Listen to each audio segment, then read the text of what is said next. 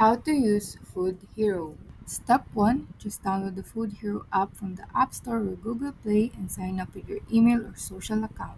Step 2. Set your location so the app can show you which grocery stores near you have deals. After step 1 and 2, you can now browse through the discounts.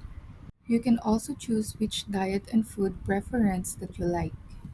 After finding something you like, you can now add it to cart and check it out.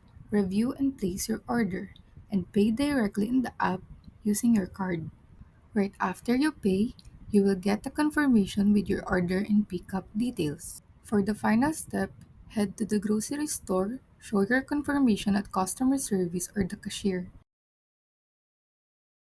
then grab your items, and you're done. You can also earn a Food Hero credits by inviting your friends.